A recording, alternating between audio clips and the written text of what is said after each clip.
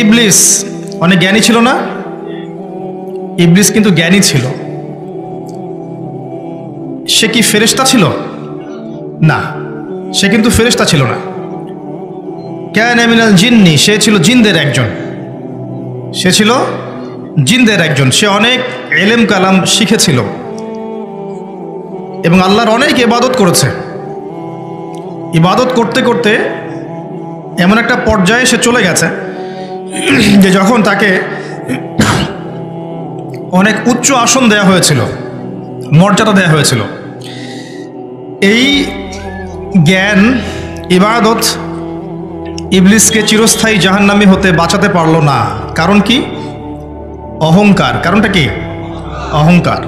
আল্লাহ পাক যখন বললেন ওয়াইজ কুলনা লিল মালাইকাতি ইসজুদু লিআদম, যখন আল্লাহ বললেন যে হে ফেরেশতারা তোমরা আদমকে সেজদা করো, ফাসাজাদু, তারা সবাই সেজদা করলো, ইল্লা ইবলিস, ইবলিস সেজদা করলো না। আল্লাহ পাক জিজ্ঞাসা করলেন কেন সেজদা করলে না? ইবলিস কাউন্টার অ্যাটাক করলো, ইবলিস উল্টা কিয়াস করলো। সেটা হচ্ছে সে আল্লাহকে বলল খলাকতানি মিন নার ওয়া খলাকতাহু মিন তিন, আমাকে সৃষ্টি করেছেন আপনি আগুন দিয়ে আর আদমকে সৃষ্টি করেছেন কি দিয়ে? মাটি দিয়ে। তাহলে আমি কেন আদমকে সেজদা করব? আগুন তো মাটির চেয়ে বেশি সুপিরিয়র। আই অ্যাম সুপিরিয়র দেন আদম, আমি আদমের চেয়ে বেশি সুপিরিয়র, আমি আদমের চেয়ে শ্রেষ্ঠ, আমি কেন তাকে সেজদা করব? আবা ওয়াস্তাকবারা, সে অবাধ্য হলো এবং অহংকার প্রদর্শন করলো। আল্লাহ পাক এই অপরাধের কারণে তাকে চিরস্থায়ী জাহান্নামী করলেন, লানত করলেন, অভিশপ্ত করলেন। জ্ঞান, ডিগ্রি, সার্টিফিকেট, পদমর্যাদা, আমল কোনো কাজে আসলো? আসলো না। শিক্ষা আমাদের কি? আমরা যে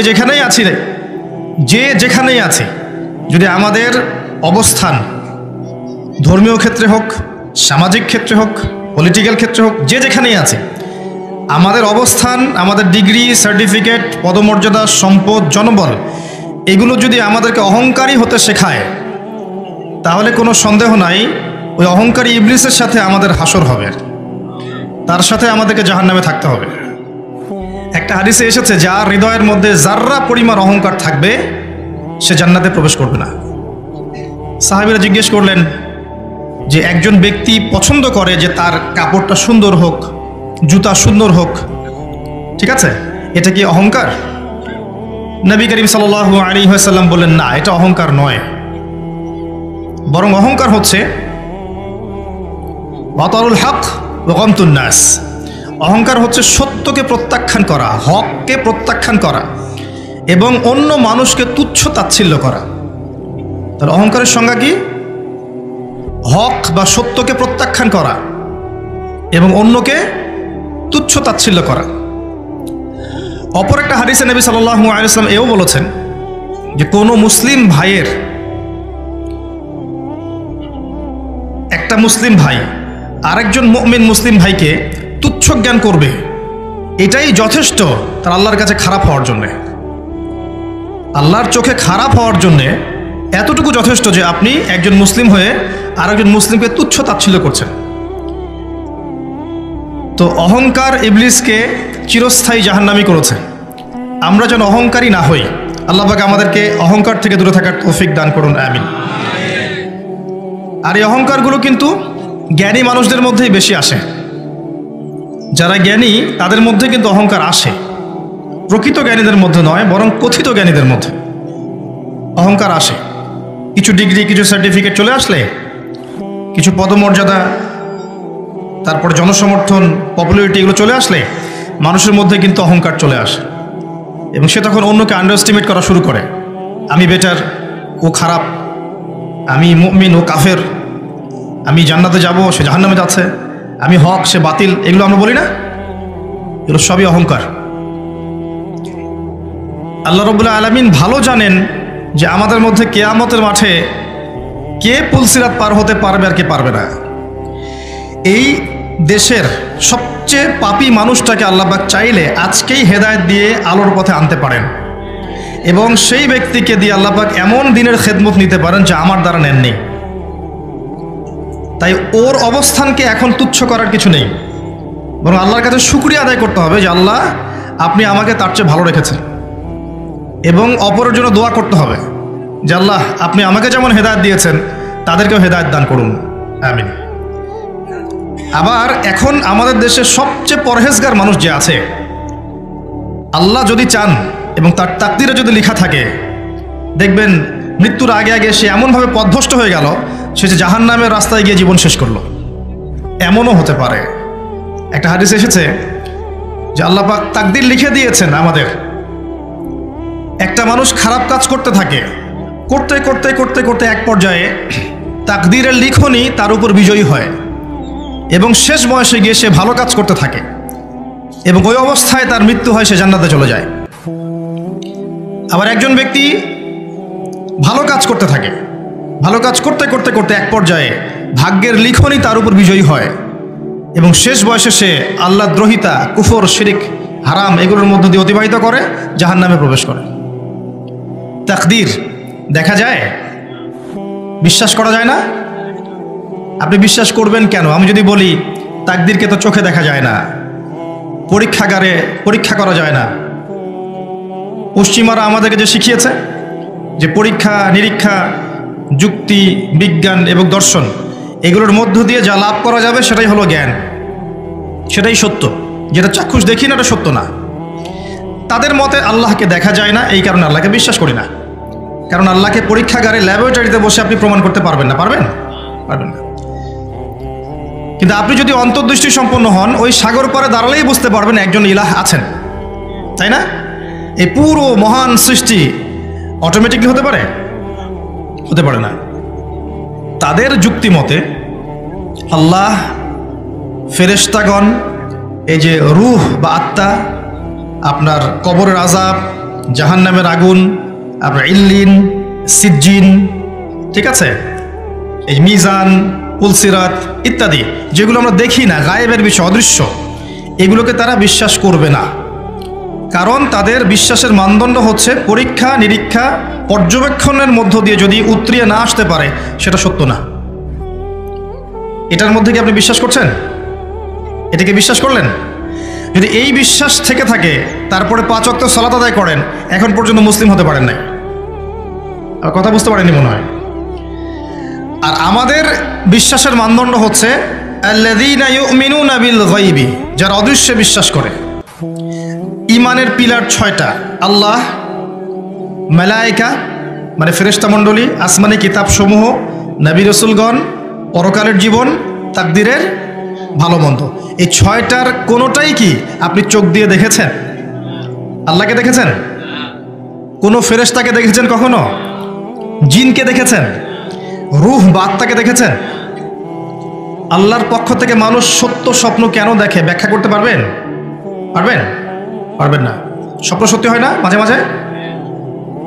ইউসুফ আলাইহিস সালাম জেলখানায় বসে আছেন, 2 জন কয়েদি আসলো, 2 জন বলল, একজন স্বপ্ন দেখেছে মাথার উপর রুটি আছে, রুটি খেয়ে নেওয়া হচ্ছে। আরেকজন স্বপ্ন দেখলো সে তার মনিবকে শরাব পান করাচ্ছে। স্বপ্ন ফলে নাই? ফলেছে? কোরআনের এরকম অনেক জায়গায় স্বপ্নের কথা আছে না? আল্লাহর পক্ষ থেকে মুমিনরা সত্য স্বপ্ন দেখে না? দেখতে পারে, সম্ভাবনা আছে। ব্যাখ্যা করতে পারবেন? ঘুম সায়েন্টিফিক ব্যাখ্যা করতে পারবেন? ওই সময় আপনার রূহটা কোথায় যায়, কে নিয়ে যায়, কে ফেরত দেয়, ব্যাখ্যা করতে পারবেন? একজন মানুষ জীবিত ছিল, হাঁটতে হাঁটতে হঠাৎ পড়ে গেল, পড়ে গিয়ে মৃত হয়ে গেল, লাশ। দেহের মধ্যে কিছু একটা ছিল, সেটা বের হয়ে গেছে। কি ছিল? তার নাম কি? রূহ বা আত্মা। ব্যাখ্যা করতে পারবেন? দেখা যায়? তাকে কবর দেওয়া হলো, কবরে মালায়েকা ফেরেশতা আসবেন, প্রশ্ন করবেন 3টা, উত্তর দিতে পারলে জান্নাতের বাগান, না পারলে জাহান্নামের টুকরা, আযাব শাস্তি হবে, কবরের আযাব, কবর চাপ দিবে। ব্যাখ্যা করতে পারবেন? বিজ্ঞানে, দর্শনে বা যুক্তি দিয়ে এটাকে ব্যাখ্যা করা যাবে? ল্যাবরেটরিতে প্রমাণ করা যাবে? আত্মা ভালো হলে ইল্লিনে চলে যাবে, ইল্লিন উপরে সুখ স্বাচ্ছন্দ্য ভোগ করবে। আত্মা যদি খারাপ হয় সিজ্জিনে চলে যাবে, এখানে আযাব ভোগ করবে। ইল্লিন এবং সিজ্জিনকে ব্যাখ্যা করতে পারবেন? পারবেন? বিজ্ঞান দিয়ে, যুক্তি দিয়ে, দর্শন দিয়ে? পারবেন না। কিয়ামতের মাঠে মানুষ উঠবে, 50,000 বছর মানুষ দাঁড়িয়ে থাকবে, সূর্য কাছে চলে আসবে, ঘাম দিয়ে টাকনু, হাঁটু, বুক, গলা ভিজে যাবে, আমলনামা ছুঁড়ে দেয়া হবে, কারো ডান হাতে কারো বাম হাতে, পুলসিরাত স্থাপন করা হবে, জাহান্নামকে নিচে রাখা হবে আর জান্নাতকে পুলসিরাতের পরে। এগুলোকে ব্যাখ্যা করা যাবে? দেখেছেন কখনো জান্নাতের হুরপরি দেখেছেন? জান্নাতের নাজ নিয়ামত দেখেছেন? জাহান্নামের শাস্তি দেখেছেন? জাহান্নামে যে হিংস্র শাস্তি দেওয়ার জন্য আল্লাহ পাক হিংস্র জীবজন্তু রেখেছেন, দেখেছেন কখনো? জাহান্নামের প্রহরী একজন ফেরেশতা আছেন, চিফ অফ কমান্ড যেটা আমরা বলি আর কি, আছে না চিফ অফ কমান্ড একজন? তার নাম হচ্ছে মালেক। কি নাম? মালেক। সূরা যুখরুফের মধ্যে এই ফেরেশতার নাম আছে। তো তাকে কি ব্যাখ্যা করতে পারবেন? আরেকটা সূরা আছে আলাইহা তিসআতা আশার, জাহান্নামে 19 জন বড় বড় ফেরেশতা আছে, ব্যাখ্যা করতে পারবেন? ইসরাফিল আলাইহিস সালাম সিংহায় ফুঁক দিবেন, মহাবিশ্ব ধ্বংস হয়ে যাবে, এই সিংহাকে ব্যাখ্যা করতে পারবেন? দেখেছেন কখনো? আমাদের বিশ্বাসের পিলারগুলো কি তাহলে? আমাদের বিশ্বাসের স্তম্ভগুলো হচ্ছে অদৃশ্য বিশ্বাস, তাই নয় কি? আর যারা পশ্চিমা সংস্কৃতিতে এই গোলকধাঁধায় পড়ে আছে, তাদের বিশ্বাসের মানদণ্ড হচ্ছে পরীক্ষা নিরীক্ষা পর্যবেক্ষণের মধ্য দিয়ে যেটা পাবো এটাই সত্য, এর বাইরে কোনো সত্য নাই। তাহলে এগুলো কি সত্য না? এগুলো সত্য না যেগুলো বললাম? যদি এগুলোকে কেউ সত্য বলে না বিশ্বাস করে, সে কি মুসলিম হতে পারবে? মুমিন হতে পারবে? এগুলো দিনের মৌলিক বিষয় নয়? এই মৌলিক বিষয়গুলোকে বিশ্বাস না করা পর্যন্ত একজন মুসলিম হতে পারবে না। ইসলামটা কি? আত্মসমর্পণ, তাই নয় কি? আল্লাহ পাক ইসলামের কথা বলতে গিয়ে যার কথা সবার আগে নিয়ে আসছেন তার নাম হচ্ছে ইব্রাহিম আলাইহিস সালাম। সূরা বাকারা আল্লাহ পাক বলেছেন ইয ক্বালা লাহু রাব্বুহু আসলিম, যখনই তার রব তাকে বলেছেন আত্মসমর্পণ করো, ক্বালা আসলামতু লিরাব্বিল আলামিন, তিনি বলেছেন বিনা বাক্য ব্যয়ে যে আমি আমার রবের নিকটে আত্মসমর্পণ করলাম। ইব্রাহিম আলাইহিস সালামকে বলা হচ্ছে স্ত্রী এবং সন্তানকে রেখে আসো ওই মক্কায়, ওখানে কোনো মানুষ নাই, কোনো শহর নাই, খাবার পানীয় কিছুই নাই, তিনি রেখে আসলেন। আল্লাহকে প্রশ্ন করলেন না এই আদেশটার পিছনে যুক্তি কি, বিজ্ঞান কি, দর্শন কি, কারণ কি, প্রশ্ন করেছেন? আত্মসমর্পণ করেছেন। এই যে ইসলাম, তাকে বলা হচ্ছে তোমার ছেলে দৌড়ানো শিখেছে, এখন দৌড়াতে শিখেছে, তাকে জবাই করতে হবে। কি করতে হবে? যুক্তিতে আসে? দর্শনে প্রমাণ করতে পারবে? বিজ্ঞানে আসবে? আসবে না। ইব্রাহিম আলাইহিস সালাম কি করলেন? আত্মসমর্পণ করলেন। ছেলেকে গিয়ে বললেন ইয়া বুনাই, হে আমার ছেলে, ইন্নী আরা ফিল মানামি আন্নী আযবাহুক, আমি স্বপ্নে দেখেছি যে আমি তোমাকে জবাই করছি। ফানজুর মাযা তারা, তোমার মতামত কি আমাকে বলো দেখি। যেমন বাপ তেমন বেটা, আমি বলি যেমন মা তেমন বেটা, কারণ এই সন্তান ইসমাইলকে তার বাবা মানুষ করেননি, বরং তার মা মানুষ করেছেন একা। কোন মা? যেই মাকে ওই মরুভূমিতে রেখে আসা হচ্ছে, আর তিনি বলছেন আপনি কি আল্লাহর আদেশেই কাজ করছেন? ইব্রাহিম আপনি কি আল্লাহর আদেশেই কাজ করছেন? কোথায় রেখে যাচ্ছেন আমাদেরকে? ইব্রাহিম আলাইহিস সালাম কথা বলতে পারেন না। স্ত্রী সন্তানকে এমন জনমানব শূন্য জায়গায় রেখে আসলে বুক ছটফট করবে না? কষ্ট লাগবে না? কষ্টে কথা বের হচ্ছে না। শুধু এতটুকু বললেন, মাথা নাড়ালেন যে হ্যাঁ আল্লাহর আদেশে আমি রেখে যাচ্ছি।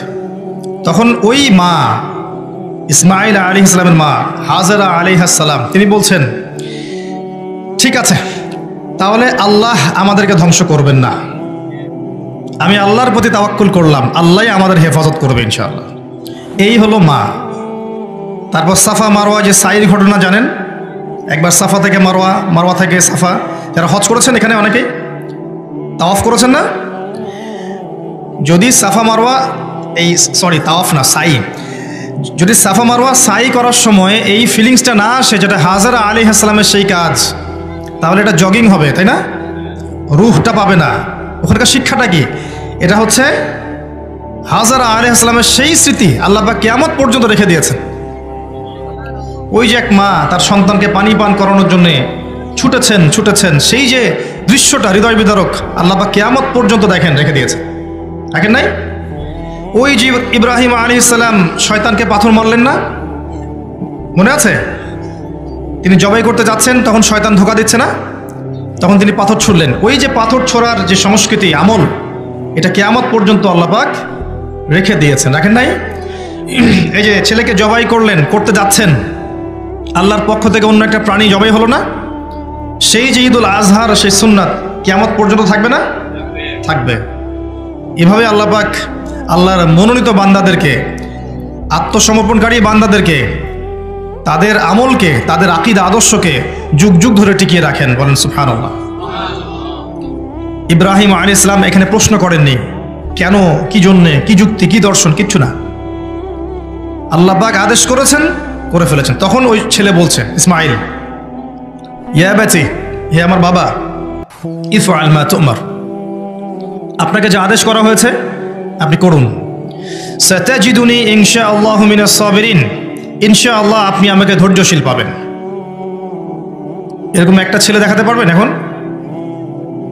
পাবজি, ফ্রি ফায়ার, আপনার ফ্রি মিক্সিং, গার্লফ্রেন্ডের পেছনে সময় ব্যয় করা, সারা রাত পর্নোগ্রাফি দেখা, জুয়া খেলা, ক্যাসিনোতে যাওয়া, জেনা করা। জেনা তো বুঝেন, জেনার হিসেব নেই, কতগুলো মেয়ের সাথে অবৈধ সেক্স করেছে, হিসাব নেই। জেনা, পর্ন, মাদক, আপনার অহেতুক খেলতামাশায় ব্যস্ত থাকা, আপনার ইউটিউবে পড়ে থাকা, ফেসবুক নিয়ে পড়ে থাকা, সারাদিন অনলাইনে গোতাগুতি করা, পড়াশোনা করা মন দিয়ে না করা, ছাত্র জীবনেই মাদক সেবন শুরু করা, কিশোর গ্যাং তৈরি করা, এই কাজগুলো কারা করছে? যারা এই কাজগুলো করছে এরা কি অমুসলিম? এরা কি হিন্দু না বৌদ্ধ না খ্রিস্টান? এই যুব সমাজ, এই মুসলিম যুব সমাজ কি কখনো ইসমাইল হতে পারবে? শুধু আল কোরআনের আলো ঘরে ঘরে জালো স্লোগান দিলেই কাজ হবে না। যতক্ষণ পর্যন্ত আপনি এই বিপুল পরিমাণ সংখ্যক এই যুব সমাজকে, পরবর্তী প্রজন্মকে আল্লাহর দ্বীনের পথে ফেরাতে না পারছেন, ততক্ষণ পর্যন্ত শুধু স্লোগান দিয়ে কাজ হবে না। যখন প্রত্যেকটা যুবক কোরআন পড়তে জানবে, ইনশাআল্লাহ অর্থ বুঝবে, কোরআনের হকগুলো আদায় করবে, আদেশ মানবে, নিষেধগুলো বর্জন করবে, দেখবেন অটোমেটিকলি কোরআনের আলো ঘরে ঘরে জ্বেলে গেছে। অটোমেটিকলি চাপ প্রয়োগ করতে হবে না আপনাকে। জ্ঞানের একটা বিপ্লব দরকার, পড়াশোনার একটা বিপ্লব দরকার এখন। তো ওইদিকে আমি পরে আসছি। আপনাকে বোঝাচ্ছিলাম যে ইসলাম হচ্ছে আত্মসমর্পণের নাম। ইব্রাহিম আলাইহিস সালাম প্রশ্ন করেননি বেশি আল্লাহ পাক। ইবলিস কি করেছিল? উল্টা প্রশ্ন করেছিল, কেন সেজদা করব, কেন সেজদা করব, আমি তো আগুন দিয়ে সৃষ্টি, ও তো মাটি দিয়ে সৃষ্টি। এই যে অহংকার, আল্লাহর আদেশকে যুক্তি দিয়ে, বিজ্ঞান দিয়ে, দর্শন দিয়ে কাউন্টার দেয়া, এই যে সংস্কৃতি, এই সংস্কৃতির কারণেই কিন্তু ইবলিস কি হলো? ইবলিস কি হলো? অভিশপ্ত হয়ে গেল, কাফের হয়ে গেল। পক্ষান্তরে আদম আলাইহিস সালাম, নূহ আলাইহিস সালাম, নবী মূসা, নবী ঈসা, নবী হুদ, নবী শুআইব, দাউদ, সুলাইমান, ইব্রাহিম, মুহাম্মদ সাল্লাল্লাহু আলাইহি ওয়াসাল্লাম, তারা কি আল্লাহর আদেশের বিরুদ্ধে যুক্তি, বিজ্ঞান, দর্শন উপস্থাপন করতেন? করতেন না। যখন যে আদেশটা এসেছে মাথা পেতে নিতেন। এর নামই হচ্ছে ইসলাম। প্রত্যেকটা আদেশের পিছনে অবশ্যই যুক্তি আছে, অবশ্যই কোনো না কোনো কারণ আছে, ব্যাখ্যা আছে, বিজ্ঞান আছে, কিন্তু সবকিছু বোঝার ক্ষমতা আমার নাই। সবকিছু ব্যাখ্যা করার মতো জ্ঞান আল্লাহ আমাকে দেননি, এটা বুঝতে হবে। এই যে কয়েকটা বিষয় বললাম, এগুলোকে ব্যাখ্যা করতে পারবে? একটা সহজ প্রশ্নের উত্তর খুঁজে পাইনি আজ পর্যন্ত, যে এই মহাবিশ্ব কিভাবে সৃষ্টি হয়েছে। সায়েন্সের বইয়ের অভাব নাই, ফিজিক্সের, অ্যাস্ট্রোনমির যত বই আছে দেখবেন, এই বইগুলো পড়েন, বাংলা অনুবাদও হয়েছে অনেক বই, পড়লে দেখবেন কুলকিনারা খুঁজে পাওয়া যাচ্ছে না। সর্বশেষ একটা সিদ্ধান্তে তারা পৌঁছেছেন, সেটা হলো যে বিগ ব্যাং থেকে সব সৃষ্টি হয়েছে, ফুল স্টপ। এটাই মেনে নিয়ে তারা চলছেন। এটা একটা সূত্র, বিগ ব্যাং থেকে মহাবিশ্ব সৃষ্টি হয়েছে, এই সূত্রের উপর চলছে এরা। এই তো কথা কঠিন হয়ে যাচ্ছে নাকি? বিগ ব্যাং এর নাম শুনেছেন? মহাবিস্ফোরণ আছে। এর উপরে কি, মানে কে বিগ ব্যাং ঘটালো, কিভাবে ঘটলো, হঠাৎ করে কেনই বা ঘটলো, 1 কোটি বছর আগে কেন ঘটলো না, 1 কোটি বছর পরে কেন ঘটলো না, এক্স্যাক্টলি এই রোটেশনেই কিভাবে পৃথিবী ঘোরে, একটু বাড়ে না কেন, কমে না কেন, এক একটা গ্রহের ঘূর্ণন মাত্রা আলাদা আলাদা কেন, মানে এই যে টাইম ফ্রেম, 1 সেকেন্ড যদি বেশি হতো, 1 সেকেন্ড কম হতো, তাহলে তো মহাবিশ্ব ধ্বংস হয়ে যেত। এই চাঁদের আর পৃথিবীর ডিস্টেন্স একটু বেশি একটু কম হলে জোয়ার ভাটার যে উত্থাল পতন হতো সব ডুবে যেত। এই যে সুনিপুণ একটা গাণিতিক সমীকরণ, এটা কোত্থেকে আসলো? কোত্থেকে আসলো? এমনি এমনি হলো? ইমাম আবু হানিফা রাহিমাহুল্লাহ একটা ঘটনা আছে। নাস্তিকদের সাথে তার একটা তর্ক হচ্ছিল। তো বলা হলো যে ঠিক আছে, অমুক দিন অমুক সময় বাহাস হবে। বাহাস বোঝেন তো? মুনাজারা। তো জিন্দিক নাস্তিকরা বসে আছে। আবু হানিফা রাহিমাহুল্লাহর খবর নাই, তিনি আসছেন না, নাই নাই নাই। এদিকে ওরা হাস্য তামাশা করছে যে সে মনে হয় আসবে না, ভয় পেয়েছে ইত্যাদি ইত্যাদি। সন্ধ্যার আগে আগে তিনি আসলেন। আসার পরে তাকে জিজ্ঞেস করা হলো, এত দেরি করে আসলেন কেন, কি সমাচার? তিনি বললেন, আসলে আমি নদী পার হচ্ছিলাম, তো সেখানে কোনো নৌকা পেলাম না। তো হঠাৎ দেখলাম যে একটা গাছ অটোমেটিকলি ভেঙে পড়লো, এবং অটোমেটিকলি গাছ থেকে কাঠ হয়ে গেল, কাঠ থেকে নৌকা হয়ে গেল। নৌকাটা অটোমেটিক আমার কাছে চলে আসলো এবং আমি সেখানে বসলাম, মাঝি ছাড়াই নৌকা অটোমেটিক আমাকে পার করে দিল। সুবহানাল্লাহ বলছেন। তো নাস্তিকরা বলছে, এটা কি আদৌ সম্ভব? অটোমেটিকলি গাছ হয়ে যায়, অটোমেটিকলি কাঠ হয়ে যায়, আবার নৌকার তক্তাও হয়ে গেল, মাঝিও নয়, আপনি এমনি বসলেন চলে আসলেন, এটা কি বিশ্বাসযোগ্য?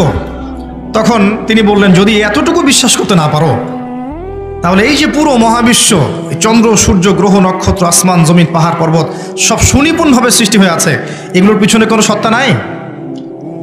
এক কথায় বাহাস শেষ। এর নাম হচ্ছে ইমামে আজম, এর নাম হচ্ছে প্রকৃত ফকিহ।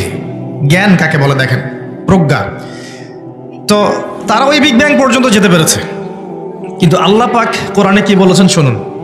আল্লাহ পাক সূরাতুল আম্বিয়া এর 30 নম্বর আয়াতে বলেছেন, আয়াতটা খুব মনোযোগ দিয়ে শুনেন। আল্লাহ পাক বলেছেন, আওয়ালাম ইয়ারাল্লাযীনা কাফারু, যারা কুফরি করেছে ওরা কি ভেবে দেখে না, আন্নাস সামাওয়াতি ওয়াল আরদা কানাতা রাতকান ফাফাতাকনাহুমা, যে এই আসমান সমূহ এবং এই পৃথিবীটা একটা বিন্দুর মধ্যে ছিল, একত্রিত ছিল, অতঃপর আমি এটাকে বিস্ফোরিত করে দিয়েছি। কি বুঝলেন? আসমান সমূহ এবং এই জমিন একটা বিন্দুতে ছিল, একটা জায়গায় মিলিত ছিল, আমি এটাকে বিস্ফোরিত করে দিয়েছি। ওয়াজআলনা মিনাল মাই কুল্লা শাইইন হাই, এবং প্রত্যেক জীবন্ত বস্তুকে বা প্রাণীকে আমি সৃষ্টি করেছি পানি দ্বারা। কি দ্বারা? পানি দ্বারা। আফালা ইউমিনুন, তবুও কি তারা বিশ্বাস করবে না? তো আল্লাহ পাক এখানে এটাই বলছেন যে ওরা যেটা বললো যে বিগ ব্যাং থেকে সব সৃষ্টি হয়েছে, আর আল্লাহ বলতে চাচ্ছেন এই বিগ ব্যাং অটোমেটিকলি হয়নি, বরং আমি ঘটিয়েছি। এই হলো তাদের সাথে আমাদের জ্ঞানতাত্ত্বিক দর্শনগত পার্থক্য। আমার কথা কি বোঝা যায় না কঠিন হয়? না একটু সুর দিতে হবে? আমি সুর দিলে আর দর্শক থাকবে না। আমি যদি এই কাজ করতে যাই তাহলে দর্শক উঠে পালাবে। কিছু জ্ঞান শেখেন।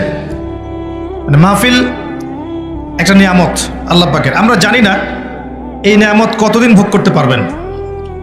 আমার ব্যক্তিগত মতামত যে আমরা এগুলোর হক আদায় করতে পারছি না, এটা আমার ব্যক্তিগত মতামত। আর আমার মতামতের সাথে আপনাকে একমত হতে হবে জরুরি না। আমার মতামতের সাথে আপনাকে সবসময় একমত হতে হবে জরুরি না। আপনি তখনই আমার কোনো কথা মেনে নেবেন যখন দেখবেন আমার কথাটা প্রমাণিত।